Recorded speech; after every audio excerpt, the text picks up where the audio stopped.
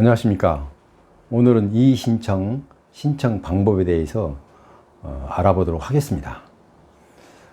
이의신청이란 각종 행정 처분으로부터 불만이 있을 때 내가 정당하게 신청했는데 왜 이게 안 되느냐 라고 항변하는 것을 이의신청이라고 하죠. 그러면 이의신청을 처분청이 해당이 안 된다라고 통보를 했을 때 그 통보를 받고 그 이유와 내가 이래이래해서 이의신청을 한다라는 그 이유와 증거 자료가 필요합니다. 그래서 청구 요건이 되겠죠. 자, 그러면 증거 그 이유는 이래이래해서 안 되는데 구두로만 해서 안 되죠. 왜냐하면 증거물을 제출해야 되기 때문에 그렇습니다. 그 증거 자료까지 준비를 됐을 때 이의신청을 하는 겁니다. 자, 이의신청을 할 때는 그 증거 자료는 인정받을 수 있을 만한 증거 자료는 국가보훈처에 제출할 자료입니다. 병상일지나 부대장의 확인서 또는 경찰서장의 사건 조사 보고서나 또 법원의 판결문 이런 것들이 준비가 되면 이렇게 증거 자료가 준비가 되면 이의신청을 하면 상당히 효과를 거둘 것으로 보입니다. 자, 그런데 지금까지 옛날에는 이 증거 자료로 인정해줬던 자료들이 지금은 인정하지 않고 있는 자료, 그러니까 모든 사람들이 많이 제출하는 자료입니다. 옆 사람들한테 이런 내가 그런 옛날에 있었잖아 라는 인후보증서, 그 다음에 병원에서 발급하는 진단서 또는 진술서, 그리고 생활기록부, 중고등부 학창시절의 생활기록부죠. 등 증거자료는 지금은 인정하지 않고 있습니다.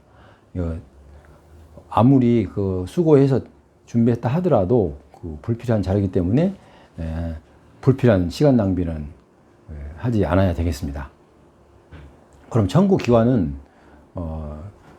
처분청입니다. 이래이래서 안 된다라고 처분한 그 처분청에 제출해야 됩니다. 그럼 언제까지 제출해야 되느냐? 언제까지 아무 때나 하면 됐나? 그건 아닙니다. 정구기간은 30일로 정해져 있습니다. 30일이 딱 넘어갈 때까지 아무 의사가 없으면 그 처분이 확정이 됩니다. 자, 그렇다면 이제 이 신청에는 또 다른 방법이 있는데요.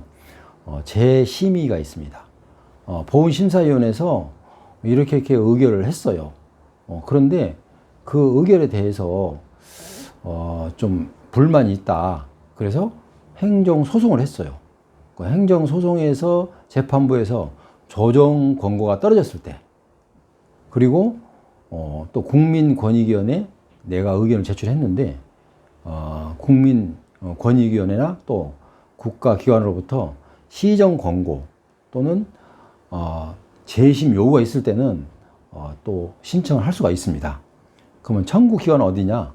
역시 여기는 소송은 각 해당 법원에 또 국무총리실의 국민권익위원회 여기다 제출해서 그 결과를 갖고 처분청에 신청을 하면 됩니다. 그 다음 행정심판이라는 게 있습니다. 행정심판은 이 처분에 대해서 불만이 있을 때 내가 이러이러하니 이건 불만이다 해서 행정 심판을 청구하게 되는데요. 그 청구 기관은 국무총리 산하에 있는 중앙행정심판위원회에 청구를 해야 됩니다. 그리고 청구를 할 수 있는 기간이 마냥 무한정으로 되어 있느냐? 그건 아닙니다. 행정심판 청구 기간은 안 날로부터, 그러니까 내가 서류를 받는 날로부터 90일 이내, 그리고 내가 받지 못하고 알지 못한 날로부터, 그러니까 알지 못할 때는 처분이 있는 날로부터 180일 이내 신청을 해야 됩니다. 그 기간이 지나면 확정이 되어 버립니다. 그 다음에 행정소송도 제기할 수 있는 기간이 있습니다. 그거는 행정소송도 역시 안날로부터 90일. 이건 행정심판 같습니다. 그러나 있는 날로부터 1년. 이렇게 불변 기간이 다릅니다. 그래서 요 기간은 꼭 지켜서 해야 됩니다. 자, 그렇다면 우리가 여기서 그러면 내가 이의 신청을 하고 재심의를 하고 행정심판을 하고 소송을 하고 이렇게 순차적으로 계속 해야 되느냐? 그것은 아닙니다. 왜냐하면 이의 신청을 해서 끝낼 수도 있고 재심의해서 거기서 종결할 수도 있고 행정심판, 소송 선택해서 할 수 있습니다. 행정심판을 예를 들어서 재심의를 하지 않고 행정심판으로 바로 청구할 수도 있고 또 행정심판도 안 하고 재심의 이후에 소송으로 바로 청구할 수도 있습니다. 그래서 선택적 사항이라고 보면 됩니다.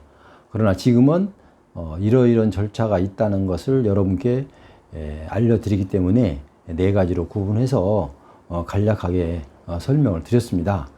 자, 그렇다면 여기서 우리가 좀 궁금한 사항이 있습니다. 행정심판이나 행정소송할 때 안날과 있는 날 이렇게 두 가지를 설명해 놨는데 그럼 안날은 뭐고 있는 날은 뭐냐? 내가 안날이라는 것은 내가 그 처분청으로부터 처분장을 받는 날 내가 받았으니까 알 거 아닙니까? 이날 내가 안날로부터 90일 이내에 신청하면 됩니다. 그리고 행정소송도 마찬가지 90일 이내고요. 그런데 있는 날은 뭡니까? 있는 날로부터 처분을 했는데 행정심판은 180일이 지나면 그 사람이 받든 못 받았든 상관없이 확정을 해버립니다. 그리고 행정소송은 1년을 기다렸다 1년까지도 그러니까 처분이 있는 날로부터 1년이 지나도록 신청을 안 하면 거기도 확정이 됩니다.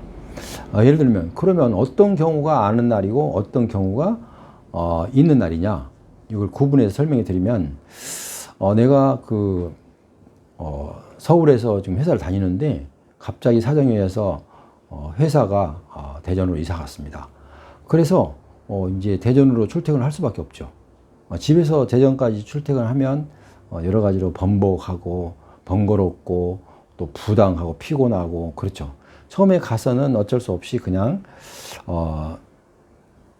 힘들어도 서울까지 대전에서 출퇴근을 했습니다. 그러니까 너무 피곤하고 그래서 이제 좀 회사가 옮겼던 것을 불만이 많아서 고민 중에 있는데 회사에서 마침 기숙사가 비어 있다고 이렇게 통보가 와서 일단 기숙사 생활을 하게 됐습니다.